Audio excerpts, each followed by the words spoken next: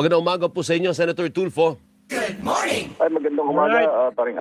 Pakinggan natin, interview ito ni Senator Tulfo kanina lang, Mapsat, 2 hours ago, Mapsat. Pakinggan natin, no? So, nakita naman natin, nag-stand out itong si Erwin Tulfo kagabi na pinagtanggol si Rizon Tiveros, no? Na talagang nakita natin na kaya ba nyo pinamadali itong pag-amyenda at pinipilit yung gusto nyo dahil merong dalawa sa mga kasamahan natin ngayon makukulong o maaaresto ngayong weekend. Diyos ko po, Rudy. Sige, Senator Erwin Tulfo, pasok.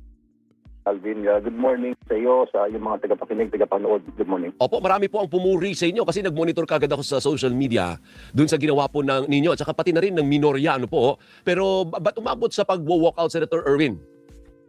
Kasi po, pinipilit po nila paring Alvin magkaroon ng botohan. Nakita nila they have the numbers. Kami po, kukonti. 9 lang po kami out of the 12 or 10 kami out of the 12. Wala na si Senator Lito dahil may importanteng gagawin siya sa labas ng Senate. So, nung magtawag yung mga kasamahan namin, then natunugan namin na ipipilit nila itong Section 41 Senator. Lumang sila, binibilang namin 12 sila. So, talo kami. And sinasabi namin, teka muna, bakit yung minamadali yan? Kaya, para walang botohan, bawal kasi, hindi kayo pwede magbotohan kung walang quorum. So, mawala sila ng quorum. Kailangan mong 13. If lang yata sila, all present sila kahapon. So, lumayas na ho kami, nilayasan namin. Pag-usapan, parang ang mensahe, pag-usapan natin sa Lunes ulit, magbakbakan tayo yung gusto natin. Pero, kitang-kita naman na parang Alvin, pinipilit nila itong 41C, Section 41C, dadagdagan nila na, o babaguhin nila na payagan ng isang senador na mag-attend ng session, bumoto through teleconference, telecommunication, for justifiable reason. Kaya ang tanong ko, doon sa Section 41B, yung nauna, sinasabi doon na teleconferencing only is permitted kung may force majeure, earthquake, bagyo, Disaster. etc. May Yes, disaster at or pandemya. So, exactly, national emergency, yung ganyan pandemic. Ano yung justifiable reason? Yun yung tinatanong. At bakit minamadali? Pwede natin pagdebatihan. Gusto po kagad ni Senate President, hatiin natin ang House, magbutuhan tayo. Alam nila may numbers sila, kami wala. Kaya nyo kami pumayag, doon namin pinasok na bawal niya ho yun. Dahil gagawa kami ng rules, nalabag naman sa rule namin. Paano naman ho yun? Pangalawa, ang punto ho namin is that ito ba importante? Ito ba ay sasagot, tutugon sa kumakalam na sikmura ng kababayan natin? Ito ba ay tutugon doon sa mga walang pampagamot, pambili ng maintenance? Ito ba ang section na ito ay tutugon doon sa sinasabing kakulangan, hindi magkasya ang sweldo? Ito pa yung problema ng kababayan natin araw-araw. Tutugon ho ba ito? Actually, marami po mga pending bills, paring Alvin, yung hinog na pwede nang ipasa, yung hospital detention ni Senadora Risa na bawal nang idetine ang sino man, yung baby, yung pasyente o yung kanyang bantay sa hospital habang walang pambayad. Meron din nga si Senator Marcoleta, naalala ko po, meron siyang pending din na bill dyan sa floor na yung hindi na magbabayad, yung mga poorest of the poor, ng kuryente, ng electric bill. Matagal niya lang sinasabi, nakahain siya. Bakit hindi na unahin niya? Ba't unahin niya ito? Kitang-kita naman, common sense pa rin, Alvin. Common Kasi sense. Nga, para hindi to accommodate ka na to. Common sense. Ano ang plano nila? Bistado, kitang-kita na. At yung dalawa pang kasama siguro namin, nalalabasan ng warrant, sinasabi ng ombudsman, ito siguro yun. Pero unfair naman din ho yun sa mga ito ba justifiable reason dahil makukulong ka kaya pwede ka pa rin mag-attend ng session? Is that justifiable reason? Unfair ho yun sa bumoto ho sa amin. Senator, I think ang sabi ng ilang senador, uncalled for daw, naging pahayag mo. I think na-interview kagabi din si Senator Jinggoy at mukhang uncalled for kasi hindi nyo naman pinangalanan, pero mukhang siya ang pinatutungkulan. Ano po? Masakit po, paring Alvin, ang katotohanan. Sabi nga doon sa isang sula, you cannot accept you will not be able to accept the truth. Ika nga.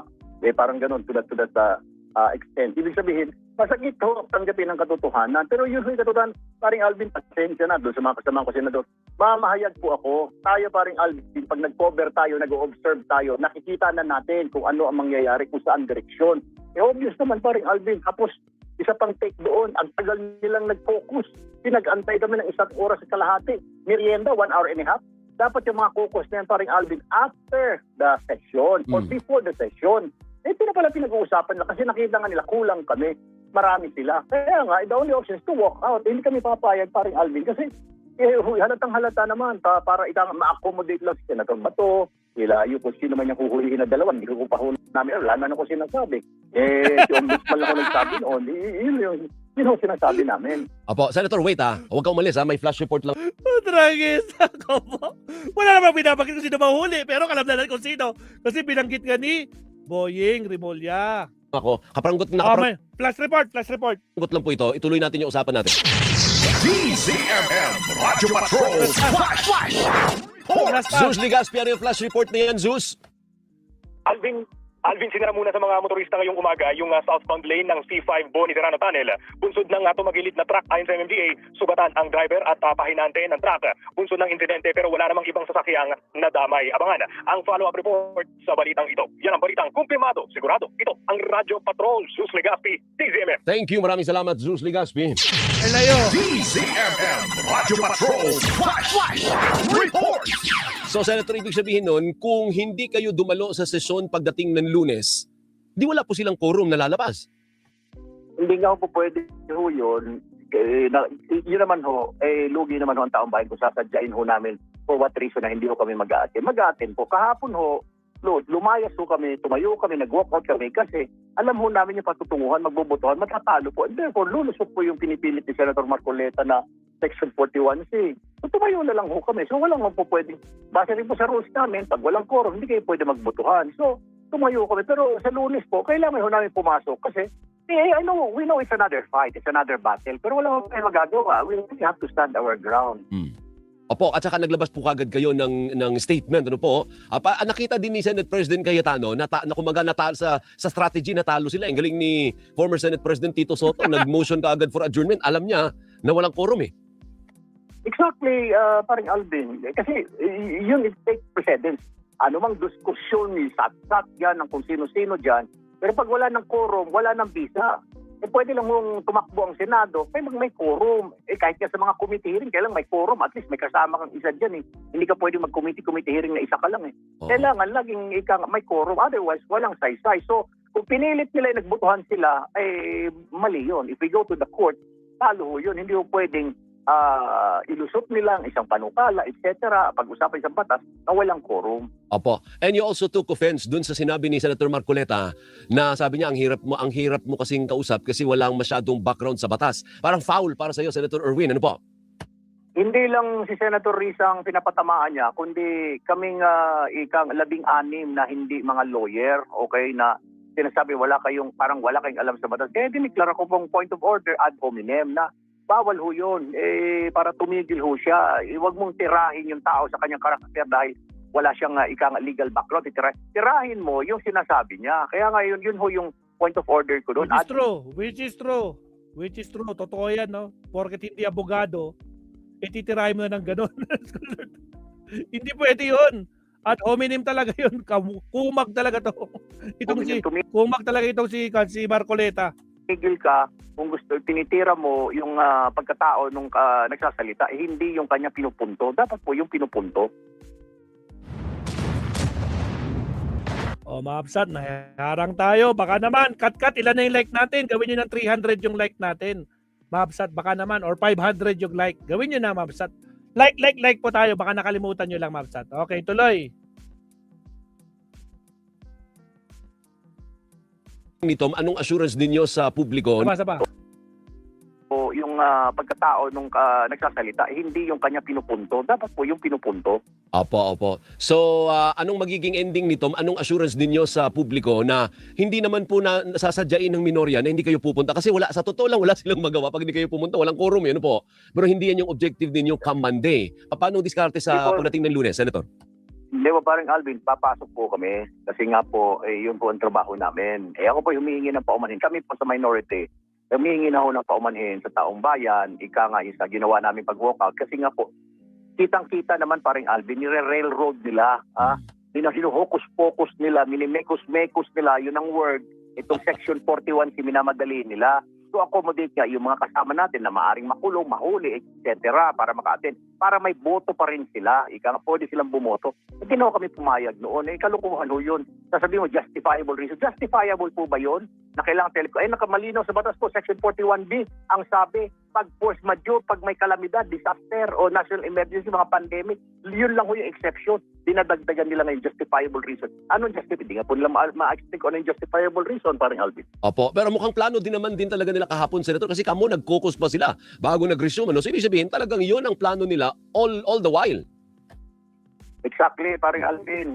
Yun ho talaga yung gusto nila na wala ng tao. Usually kasi dito, pag mga 6 o'clock na, wala ng tao. Nag-uwian na yung iba, dahil may mga meeting, may mga dinner sa labas. Doon na tinaon. Kaya parang tataka ko, sabi ko, di ba nang isang araw, sinita ko, bakit walang kuan dito? Majority. Ngayon, kagabi, hindi na ako nagsalita. All present lahat eh.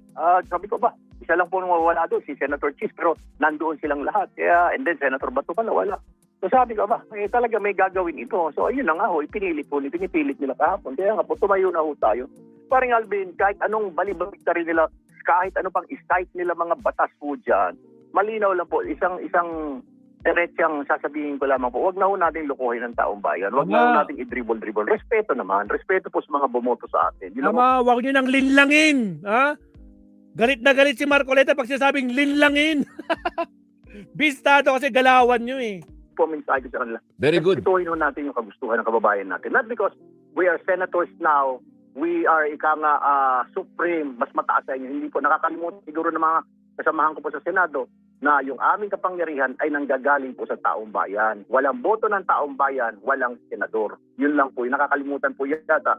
Daldal ng daldal, kung ano-ano, dinidribble-dribble. Unaw natin lukuhin. Gawa ho tayo ng trabaho tayo. Ipasa po natin yung mga bills na kailangan na kasagot sa problema sa ekonomiya, sikmura, kalusugan, kulang na sweldo. Yun po ang mga pag-usapan natin. Huwag itong walang katuturan na batas na ito na yung mga wala sa Senado pwedeng mag-attend, bumoto for justifiable reason. Kalukuhan po ito. Ito po ay personal or group interest lamang po ito. Mabuhay ka, Senator. Maraming salamat po sa oras. Maraming salamat po. Thank you. Mag-ingat lagi. Si Senator Erwin Tulfo, miyembro po ng Senate Minority. Oops. Pinilit na magbotohan kahit hindi. Ako na-interview na rin si Gatchalian. Isunod nga natin to. Isunod natin. Countdown tuloy tayo. Countdown tayo. Again, shoutout sa mga bagong pasok. Shoutout sa naiwang 781. Sa mga di pa nagla-like dyan, baka naman mabasat. Like po tayo, mabasat. Wala pong bayad yan. Maraming salamat sa suporta. Maraming salamat. Countdown muna tayo.